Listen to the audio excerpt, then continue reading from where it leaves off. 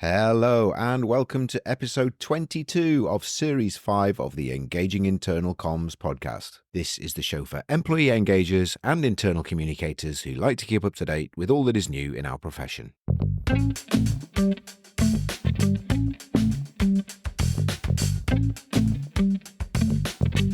My name's Craig Smith from the Big Picture People. Welcome again to the Engaging Internal Comms podcast. If you're a new listener, you will find over 100 episodes available at our website, which is thebigpicturepeople.co.uk. If you go to the website and you click on the podcast tab, you will see all of the podcast episodes going back all the way to 2020, which you can listen to, consume there. And that's where you'll get the best listening experience, regardless of which platform you're listening on now. On the website, we have links on our show notes. We have a full show note for each episode. And we also have links to our guests and any media that they reference in their interviews itself. Also on the website, you'll find links to our products and our services, our visual communication tools, our explainer videos, and our other internal communications products. So that's the best place to visit if you are new to the show or if you want to get the full podcast experience. Anyway, let's move into the topic for this episode's interview. I've worked in change management and change leadership for a number of years with the work that I do at the Big Picture People. I wanted to explore this topic, though. It's because it's not something we've actually covered explicitly on the show before. I wanted to look at what are some of the IC and internal comms elements that link in with change management. A lot of change going on in our organizations at the moment. And what are some of the things that we need to be attentive to? And in particular, how do we help build trust during change? Because trust is something that typically can be eroded or get affected or can be challenged during times of change. And what is the role of internal communications in building, supporting, and sustaining trust when we're going through a lot of change? We're also going to look at the topic of middle managers and their role in helping to communicate change and also, again, foster trust when it comes to change, because these are the people that our frontline teams, our frontline workers typically have the closest relationship with, rather than the corporate mothership. They often have a closer relationship with their line manager. And how do we overcome the challenge of grapevines potentially undermining trust and undermining our communications, particularly when there is a lot of disruptive change going on within our organization? So that's what we're going to be looking at in this interview. My guest today is Mary Barnes. Mary helps leaders maximize the 4 key areas of performance, which are financial, workforce, cultural, and leadership, sometimes on location at her oceanfront villa in Bali. Mary has over 20 years of organizational development and leadership experience and a doctorate in human and organizational learning, focusing on sustaining planned change with organizational learning. Mary's been a member of senior management teams and understands the impact and constraints that measures and larger strategic goals have on the way organizations operate. So, hello, Mary. It's good morning to you. Good afternoon for me. Whereabouts are you, Mary? And hello again. Hi, yeah. So I am based out of the Washington, D.C. metro area. And like you mentioned, I have a place in Bali, so I'm sometimes working from there as well. And yeah, so it's great to be here. Thanks for having me. It's a pleasure. Yes, I just asked you before we started recording whether you were lucky enough to be in Bali, but DC will do. So that's great. Um, so tell us a little bit more about your work and your career, because I only really touched upon the your time in federal government as well, which is your proximity to DC may explain. Tell us a little bit about that your journey to what you're doing now, please, Mary. Sure. Well, and I'm not sure how much we've talked about the true journey, but if anybody wants an example of somebody who can align their competencies and bounce all over different industries, I'm the example. So, my undergraduate, I have the doctorate in human and organizational learning. My undergraduate is in adventure sports recreation management. So, Mm. I started life in recreation management, managing facilities for local government, um, and then switched into construction project management. That was my first federal government. I spent the first 2 years managing large, highly visible construction projects worth multiple millions of dollars. And then the next 13 years of my career in federal government was spent managing workforce transformation, Mm. sitting in the operations organization and kind of acting like an internal consulting group for the organization, liaisoning with HR And really, I got a chance to get my hands in all kinds of amazing change during that time. Wow, I can imagine, yeah. And what are sort of some of the, I mean, obviously we explained in the preamble there that you're doing, you're doing different things now. Tell us a little bit Mhm. about what you're doing now, and it's sort of post that career in eclectic career that you've just described for us. Yeah. Yeah, so I now, work with amazing clients, in my own kind of consulting role, and I'm focusing now really on calming the chaos in organizations. So Yeah, that's, where I'm helping organizations identify it, get clarity as to why it's happening, and help them create roadmaps to calm it, sometimes even helping in the implementation stage. yeah, And I've got really exciting projects going on right now. Just a few examples.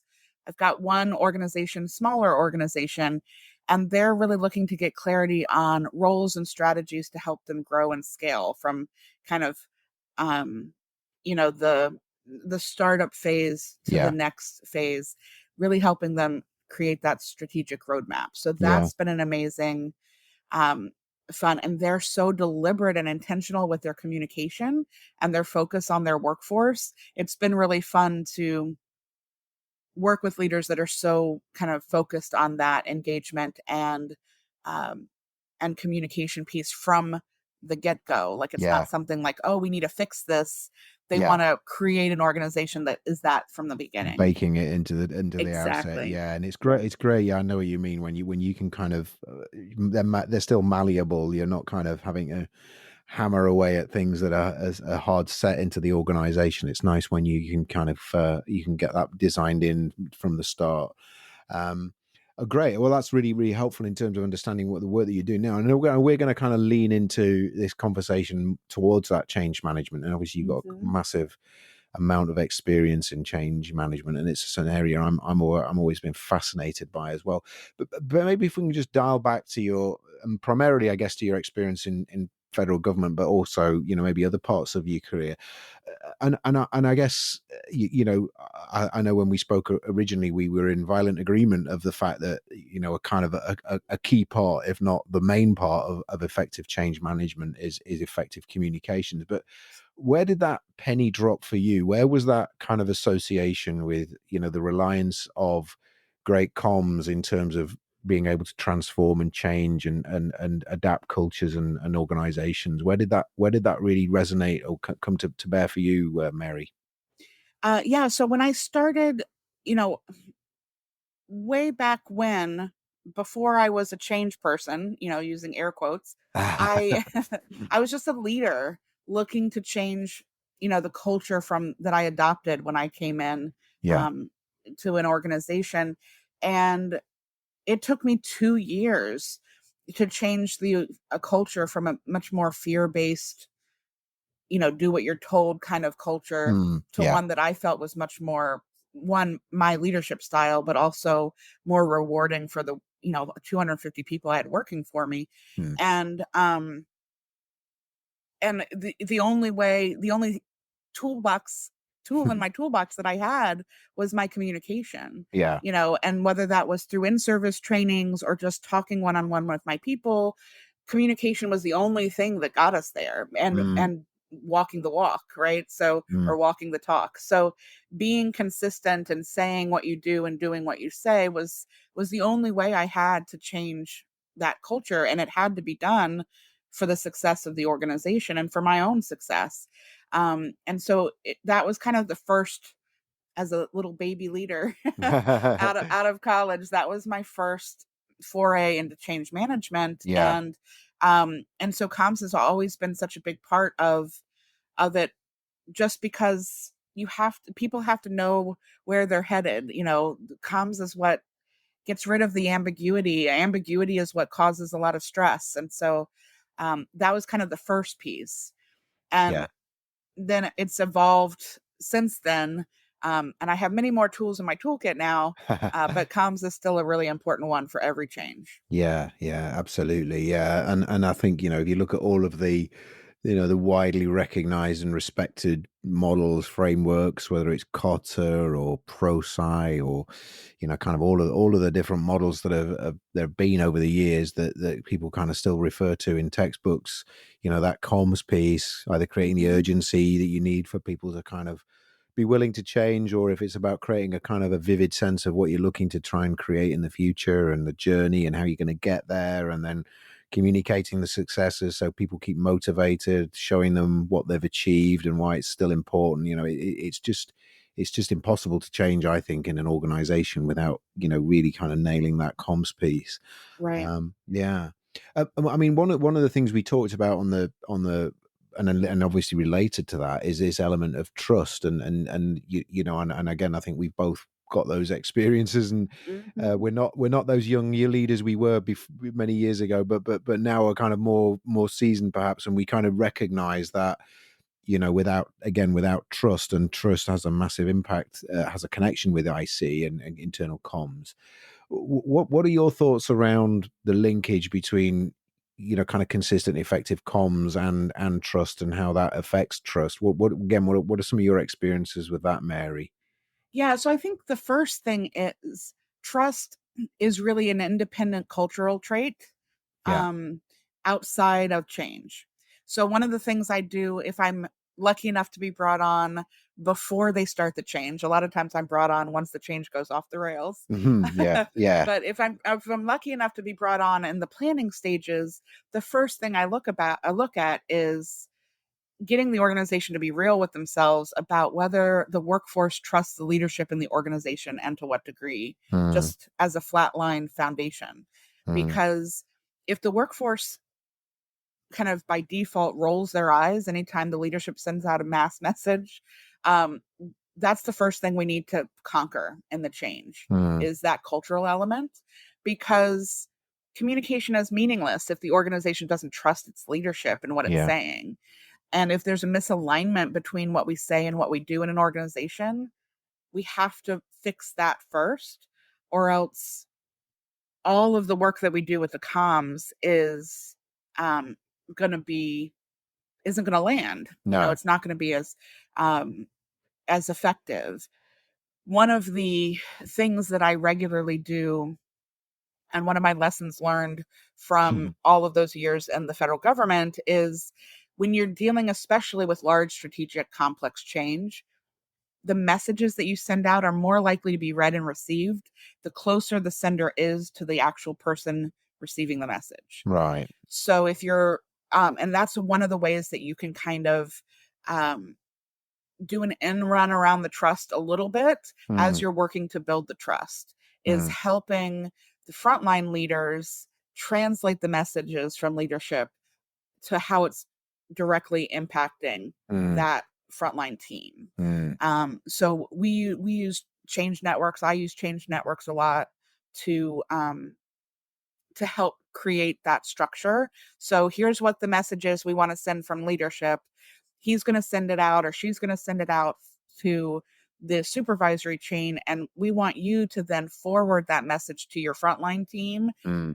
with an add-on message saying this is what this means for us. Yeah. And that helps build the trust, because people, if even if they don't trust the organization, they're more than likely to at least trust their frontline supervisor. Yeah. And so being able to utilize the trust where it is while you're building the other pieces of the trust are really important. Yeah. um, the other piece that see a lot is that the rumor mill gets out in front of official comms, Mm, mm. and that erodes trust and is really bad for engagement.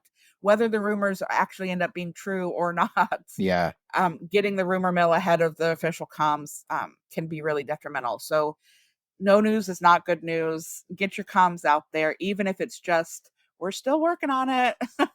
It's better to get it out there, and uh, even if it's just to say, we've got some things in play. We can't make it official yet. We're working on briefing the unions or whatever it is. Yeah. Being transparent and communicating, even if it's not really any updates, is better than letting the rumor mill get out ahead of you. Yeah, I think that's two really, really, really valuable tips, and I totally agree with you on that, Mary. Is that kind of, and we'll come back to this later on about the kind of, the importance of, we'll call them middle managers, or, the kind of Mhm. direct line management chain above the people who are kind of the, the ones we're trying to get through to is really important. And that kind of the ripple effect of the further away you are from, the message, the more difficult it is, the weaker the signals might be, I think is really important. So I definitely agree with that. And yeah, I think the point that you made there about the rumor mill is really, really important, because I think in a lot of organizations I've worked in, I know you said that line managers, there tends to be a stronger level of trust with the line managers between the employees and their direct line manager than there is with maybe with the more kind of senior hierarchy, the C-suite and etc. But also sometimes you're working against the fact that they trust their peers and then compatriots more than they do the organization. There's an inherent distrust with the organization, and therefore sometimes you're fighting against, maybe a group of people, a little clique or a gang of people within the organization who've got this kind of worldview of what goes on in the organization and who's, who they're in it for, and whether that it's them and us sort of thing. And sometimes you're fighting against that as well. And I know we're kind of talking more broadly around trust, is, and I think you alluded to this when we started the conversation about it, is that it is, it's very fragile. You destroy it within seconds and it takes years to rebuild it. And so it is, or you've got to really be consistent, Mhm. and you've really got to kind of make sure that everybody is not just singing from the same hymn sheet, as in they're kind of robotically following the script, but they're really kind of understanding the importance of trust in these communication situations. Absolutely. Yeah. And you talk about those clicks, and that's so important, and I use change networks so often, and it's bringing them into the fold is one of the most effective ways I have ever seen to, I invite the people that are so resistant Yeah. into Yes. Yeah. the networks, because honestly, resistance is better than apathy. Yeah. Yeah. I'd Yeah. rather have someone who's passionately against it for whatever reason, because they still care about the organization and the Yes. work that they do. So being able to hear them, we've actually, some of our change projects have been able to avoid some pretty devastatingly bad operational decisions, because we brought those people in and listened to why they were objecting so furiously, Yes. and Yes. adjusted the plans accordingly, and they became our strongest advocates. Yeah. And then because they do have those cliques of everybody that they talk to, they go back out from the change network with our blessing, Yeah. saying like, go forth, tell everybody Yeah. how awesome Yeah. we are. Yeah. No, um I totally agree with you. I mean, we used to have a kind of a 2 by 2 matrix, which was mhm, like level of resistance, but like intent. So you could have someone who was strongly resistant, but their intentions were good. They were mhm, passionate. They cared about their colleagues. They cared about the business. They cared about the customer. And therefore you can work with those people because it's kind of healthy skepticism, and actually, yeah, and not just sort of saying, look, we respect everybody's opinions and all that, but actually listening to their kind of point of contention, and actually addressing that, and recognizing that actually that is a blind spot that maybe I've got or the organization's got, is really, really good. mhm.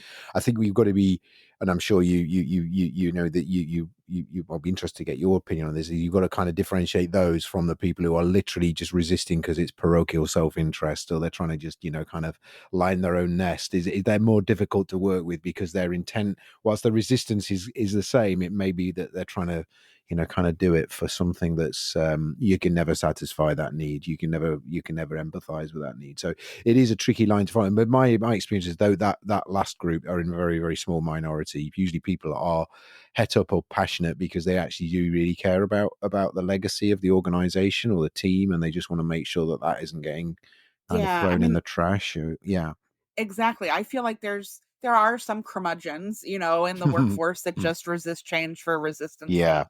Yeah. But I think those folks are more likely to simply be apathetic. Yes. In the federal government, where we have a new head of our executive branch, and i.e., the president, every 4 to 8 years, a lot of that becomes just a waiting game. Yeah. If I wait long enough, and then Yeah. new leadership will come and the change will go away, Yeah, yeah, yeah, so that kind of apathy happens a lot. Well, yeah. not a lot, but that's more common than the true curmudgeon of like, I don't have any constructive feedback. I Yeah, just don't just want a to do it. saboteur, yeah, yeah, Yeah. yeah, Yeah, yeah. that's not as common. Yeah, and I agree with you, and I think in that example you gave just before, which is, if you keep your head down long enough, these people just disappear, and it's Yeah. actually we reap what we sow there, don't we? Because we have such a high turnover of people in some of these senior management roles, and they all come in and kind of do things differently, and never seem to kind of ask what the last person did, and just so start all over again. That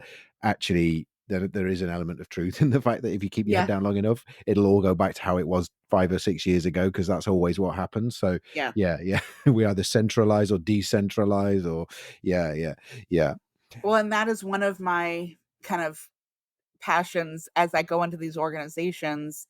It's calming the chaos. So this change for change's sake, just because I'm a new leader and I want to put my stamp on it, Mm, or everything has to be a structural change. yes, Like anything we do, we have to move the boxes around on a piece of paper. yeah, That is so disruptive to have to constantly be reporting to somebody new or have a different chain or not knowing who to call if you have to elevate something. yeah, That can be so disruptive. And there are so many other ways to make process or other changes that achieve whatever the goal is without shuffling chaos. the decks and Yeah, without yeah, getting the chaos. yeah, Yeah. yeah, yeah. So Totally, that's a totally. big passion of mine is like, Yeah. let's figure out how to do this in the most kind of low key way. Yeah, I always used to say this. I used to have I had lots of really good bosses, but one boss I used to talk with regularly. We used to talk about this because we saw this phenomenon ourselves, and we always used to say, people, organizations always kind of encourage that sort of behavior, don't they? Come in and we Mhm. want someone who's going to make a difference and kind of rattle the cage and shake things up. Very rarely do they say, what we want you to do is you want a smooth transition. We want a kind of minimal disruption, and we want a kind of we want you to inherit the last person's legacy and make it better, rather than just Yeah. starting with a clean slate. And we never and we don't seem to do that. We either imply that we want a complete, do knock it all down and start all over again kind of approach, and people coming in, naturally wanting to make an impact, thinking that Mhm. that's what's expected of them. So um Yeah, it's definitely a paradox for sure. Because it's hard to come in and say, to put your ego aside as the new leader. I was brought in to save the day, Mm, and actually take time to figure out what's working. Like, yeah, what do I need to make sure I don't break, yes, um, yes, yeah. before moving forward? Yeah. Anyway, leading on from that kind of conversation about chaos, as we all recognise at the minute, and even more so since the pandemic, Yeah. organisations are spinning more and more plates at the minute, and we've just covered on a few episodes previously around kind of burnout, and kind of people being frazzled and just really at the limit of their capacity to be able to kind of deal with all of this. I know when we spoke originally that you like I recognize resilience is when we're building change capability, building resilience, and really understanding what resilience is can be key. I mean, what are your thoughts on resilience and maybe the role again of internal communications in kind of helping organizations build and sustain resilience? So one thing I thought about this question a lot as I was preparing for our conversation, and I think one of the things that I see a lot is if you think about the change curve where the change is announced, you go through the pit of despair and you come up the other side and you're living in the new state, to Mm, oversimplify it, right? Just yeah. this change curve. One thing I see a lot is leadership forgets that they had so much more of a head start because they thought of it, they kind of processed it, they imagined themselves going Yeah. through the change curve. Then they're the ones that decided before it ever got announced to the workforce. So they're already through the change curve, through the pit of despair, and out the other side Yeah. before the workforce even really gets started. Yeah. So I see leadership wanting to move on to the next thing, and the workforce is still in the pit of despair. Like they're Yeah. still working on the change actively.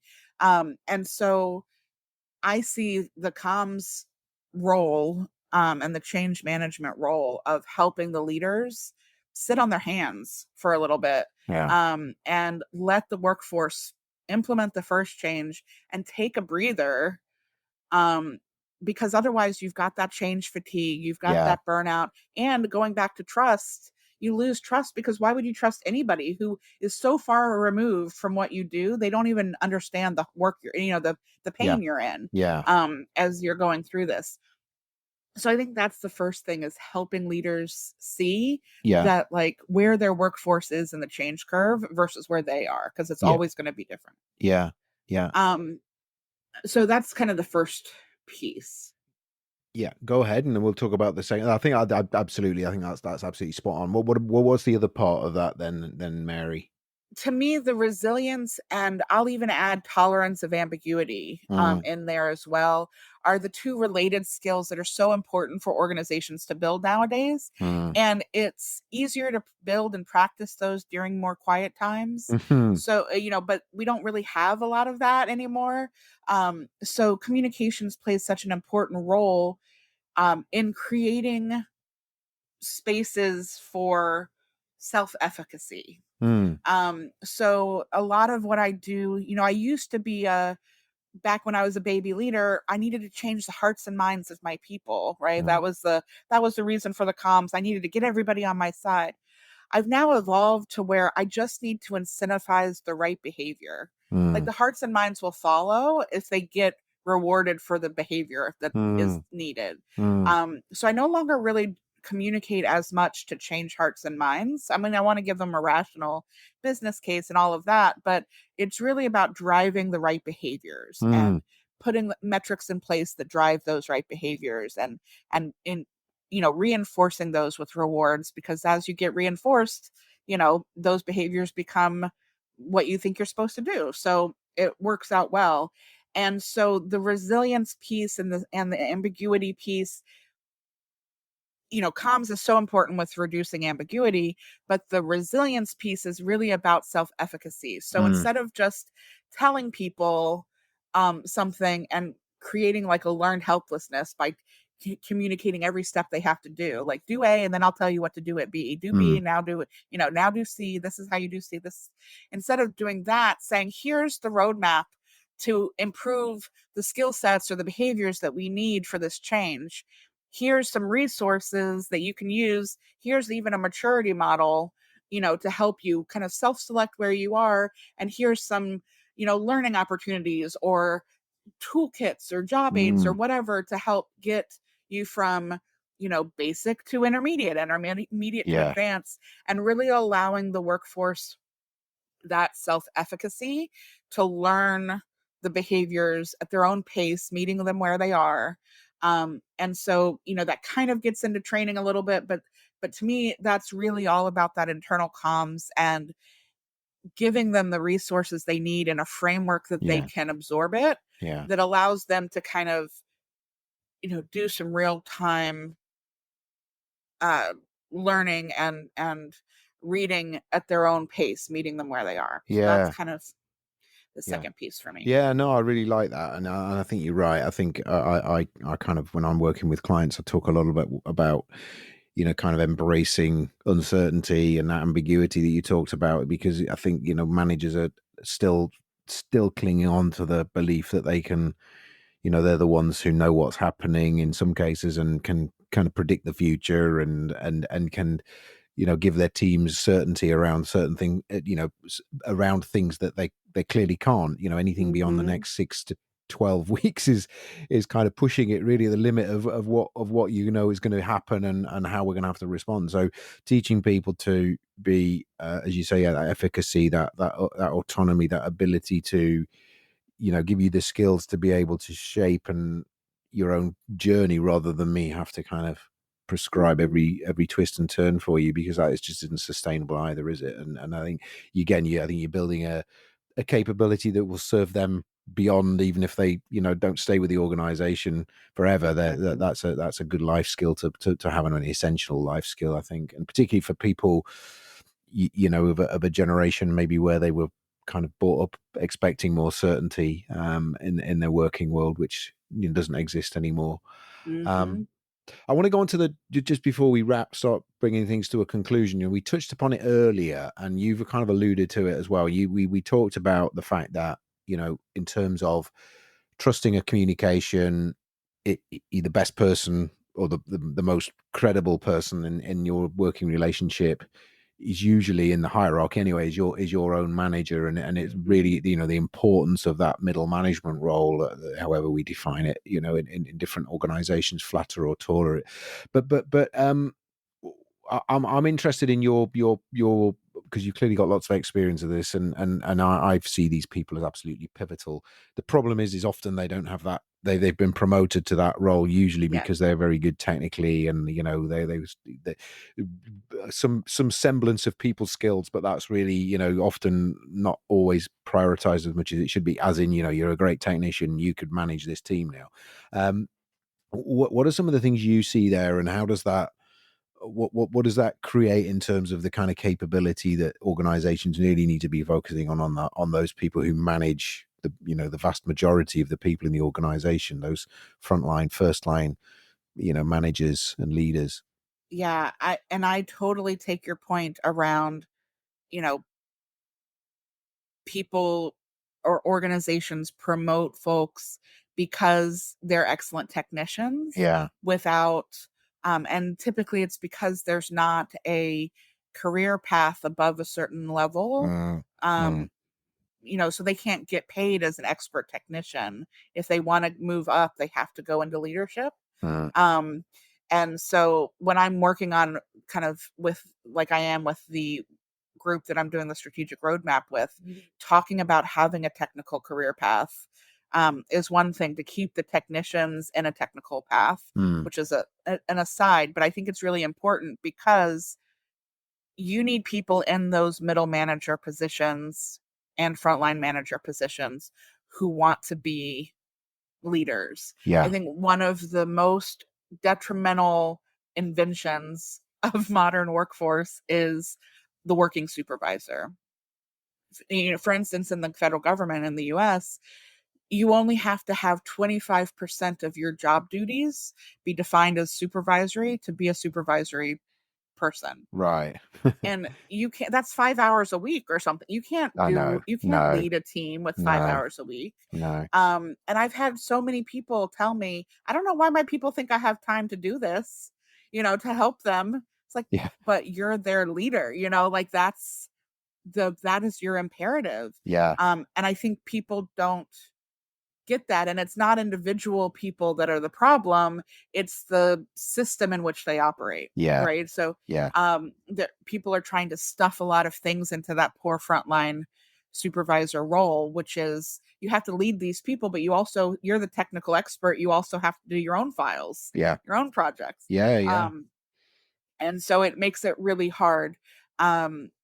So in terms of internal comms and helping them, or as the change management person helping set them up for success, I do a lot of templating, and context is so important with this role because um in that middle manager or frontline leader position, they have to take a much broader context that their teams may not have and translate all of that into what their teams will care about. I mean, it's Mm. basically, we call it the WIFM in the US, like the what's in it for Yeah. me. I mean, it's the Yeah. most basic comms thing, is really helping them understand, how does this relate to me? How's it going to impact the job? And how does it, what does it meaning? How is it meaningful to me? Right? Like, what value do I bring to the table, and what do they need? What do they bring for me? Yeah. And that kind of taking the broader context and winnowing it down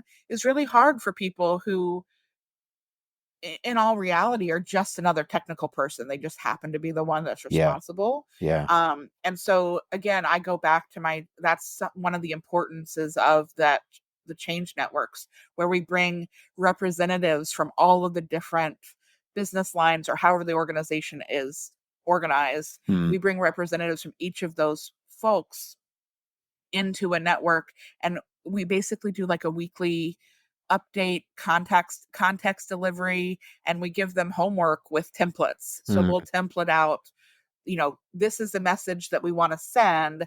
This is how you need to translate it. And here's a template to get you started. Just fill in the blanks. Mm. And that kind of thing really helps, because unless the organization invests in giving those managers the skill sets that they need, um, and I'll do a shameless plug here. So I wrote a book called The Master Change Management Framework, Yeah. and that book is like my brain dump for those change leaders, Yeah. right? Whether they wanted to be or not, those frontline leaders are change leaders. Yeah. Whether they wanted to be, whether they were just a good project manager or SME and they've got thrown into a change project, like, the book is my brain dump of how to be good at that Yeah. in as an internal change agent. And it gives all kinds of, skill sets that they can practice, and tools and workbooks and all kinds of things. I really wanted it to be a practical piece, because it's not taught in leadership. No. No. And so, yeah, it's their role is so critical. They're not given the skills that they need, or the credit for the work that they do. I mean, frontline and middle managers are the reason why change is successful. Yeah. Anytime change is successful. Yeah, I agree. I agree. Yeah, I mean, I when I do a bit of kind of coaching and support for managers who've been promoted from a technical role into that first, kind of management leadership role, and I always say I think it's one of the most difficult transitions, particularly if you're managing people you used to work in a team with. I think it's a really, really difficult transition. You got to kind of always redefine who you are, and in a way that doesn't make you look as though you're pompous or kind of grandiose. But I do get them to do a little time audit, and I get them over a week Mhm. as part of the pre-work, just to kind of log, and they're into broad categories, dealing with kind of doing my own work, in time in meetings, time with one-to-ones with my team, and I can't remember all the categories I Yeah. give them. Anyway, but they do that, and then I get them to kind of like just put the numbers in, and then creates a little pie chart, and then I get them to kind of say, well, you should draw the pie chart that you think the way it should be, Yeah. given your conception of what a manager should be doing. And they often, it's all like a bit over 50% doing their old technical job, and only a really little sliver actually, doing anything with people. And actually, the proportion of what they're doing is actually what, kind of, as I say to them, the data, the kind of research has been done is a lot. I think managers typically report they spend 70% of their time in meetings with individuals or with other people, and they well, I'm a manager now, why am I spending all my time in meetings? You kind of, well, that's kind of what managers do, Mhm. or are expected to do. I'm not saying that meetings. I think there's quite a lot of unnecessary meetings, but I think it's that understanding that I'm not paid to deliver the results directly Yeah. myself now. I'm paid to deliver the results through other people now, and it's that realization that I think is difficult, and particularly relating to change is that. Yeah, again, another question I asked them is, when was the last time you've been in the management role now for 6 months? What was the last change project or the latest change you've kind of worked on in your team? And they'll stare blankly and they'll go, well, we haven't done any change yet. Yeah. We've got a team who does that sort of thing. I say, so tell me some of the things you've been doing. Well, I kind of reorganized this, and I took this task off so and so, and I gave it. Well, that's all change, Yeah. and it's kind of, it's that definition of, again, management, change, leadership, all of those different things. I think it's not Yeah. semantics, but it's really important, isn't it? Yeah. I think that you talked about that mind shift of, um, I'm paraphrasing, but that mind shift of accomplishing things through my own work and accomplishing things through others. Yeah, And that shift is not typically deliberate, but should be, yeah, when you're moving from a individual contributor role to a leadership role, yeah. and it really should be celebrated. I remember when I was a baby leader, I felt so um self-conscious, Mm. like I'm using people, right? It's Yeah, like, you feel you as you know, feel like it's like manipulation, and right? you're kind of offloading things that but actually you kind of, somebody says, well, that's right, that's what you should be Yeah. doing. You should be delegating, and using it as an opportunity for them to grow and learn, and do the things that they need to be able to do to take that step up themselves at some point in the future. So Exactly, and that frees up the time to go out and get all that context yeah, that you need to set your people up for success. yeah, So that's what all the meetings should be, is like either mm, decision-making meetings or context getting meetings. And then, you play that role of, you know, sending uh, and advocating up for your folks, but mm, also blocking any of the crap that rolls downhill from yeah, top yeah, leadership, yeah, yeah, and yeah, pushing back and advocating, yeah. and that's the role of that leader. It's so imperative. Yeah, yeah, and it's breaking that cycle of dependency. Yeah. That there's the hard, it almost like you need to be in two places at once. You need to be kind of coaching them, but you also need to be, kind of, kind of keeping an eye on. It's very difficult to do those things simultaneously, and it takes I think that's the way the coaching and support and training really needs to kick in. I'm gonna just sort of bring things to a kind of conclusion gradually, Mary. Just Sure. asking you. I think you've given us some amazing tips. I think the whole thing around the trust thing around proximity to the person you're most familiar with is the most likely to have trust. And we had all Mhm. that things around the kind of change networks that you've talked about and that kind of getting ahead of the grapevine. Um, and we may have covered them all, but I mean, just what any final kind of killer tips for our listeners that they can kind of link, help them to kind of use IC to support transformational change or make sure that IC is integral to the transformational change that's going on in their organization. I mean, any kind of final tips, Mary? I think we've inferred it maybe, but not said it explicitly. I think it's really important as leadership is setting the strategy, Hmm. eh, um, for anytime the board tells you they want something accomplished, that's going to be a change initiative, whether that's Yeah. what you call it or not. Anytime that's the strategic goals are set that aren't just a follow on, those are strategic change initiatives. Hmm. So anytime any of those things are started, just a twinkle in the leader's eye, you need to bring in the comms and the change folks at that Yeah. moment, Yeah. as opposed to waiting until, you know, it's stuck or gone off the rails, or, not being productive like they Hmm. want it to be. Hmm. Because I see the organization as a system, and I always say it's like an amoeba, like a little amoeba sitting on your desk. And if you poke over on the left hand side in finance and you're trying to do a change there, the amoeba is going to wiggle on the other side Yeah. with all the operations group. Yeah. You Yeah. can't just do anything in isolation. And the strategic thinking that comes with being an internal comms person and all that context you have, or being a change strategist, being able to bring those minds to the amoeba when you're getting ready to poke it, and Yeah. talk about, like, how do we make that poke the least invasive, Yeah. or the most productive, is really key to success, in a way that, because change will impact that bottom line productivity so fast if it's Yeah. done wrong. Yeah. And and you don't want people looking in at their belly buttons thinking like, "Oh, I'm all like helter skelter. I don't know how to do my work anymore." You need to still be able to accomplish your mission and, feed your clients. So having that strategist and that comms person up front In the outset. is Yeah. so important. Yeah. No, I think that's a very, very good tip. And I don't think anyone here who's an IC person would argue against that. It often, like you said earlier, you often get brought in kind of not too late, but when it's you're kind of playing catch up rather than Mhm. having a chance to kind of be ahead of the curve a little bit. So, now look, that's fantastic, Mary. I really appreciate that. So really, it's a topic we've not covered explicitly before on the show, and really grateful for the opportunity to discuss that with someone clearly who clearly has huge amount of experience in that area. Well, before we close out, just going to ask how people can get in touch with you. I'm going to put a link into your LinkedIn profile and also Perfect. evolveyourperformance.com, which is your website. Are there any other links that you'd like me to put into the show notes? You mentioned your book there. Yes. So my You, book's on Amazon. okay. Well, we'll It's called, I'm pulling it up here. Let's see. The Master.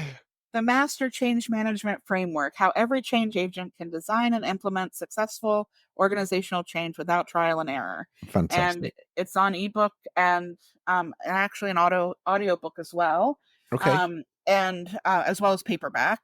And there's a online workbook that goes with it with all kinds of amazing tools. I really did want it to be a total download of my Y- brain. Brilliant. Brilliant. So Yeah. Well, that is there as we'll well. put a well. If you could send me after we wrap up, if you can kind of send me the link, the Amazon link to that, and Absolutely. I'll stick that into the show notes.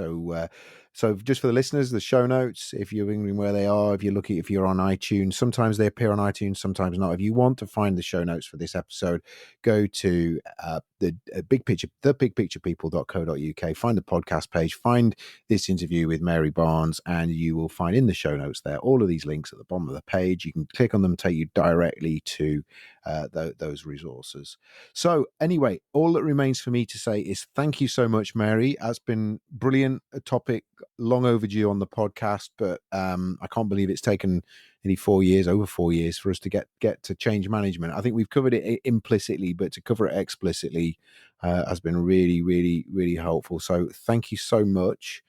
And I Thank you. wish It's been really fun. I've had a great time. Thank you, and I wish you all the best for the rest of the year. And won't be envious of you at all. Thinking of your oceanfront villa in Bali and towards the end of the year, Mary. But thank you so much again, and have a great rest of your year. Thank you. You as well. We hope you've enjoyed this episode of the Engaging Internal Comms podcast. If you've got any ideas for episodes you'd like us to cover in future, you can email us at info@thebigpicturepeople.co.uk, or you can use the feedback form at engagingic.com. If you're not already subscribed to the show via your podcast platform, please do so. And if you could leave a review for us, that would be absolutely fantastic. We have links to other episodes at engagingic.com. All of our previous episodes are available there. And if you're interested in our visual communication services, our big pictures, our learning maps, our explainer videos, and also our live graphic recording, please get in touch with us again at info@thebigpicturepeople.co.uk. Thank you.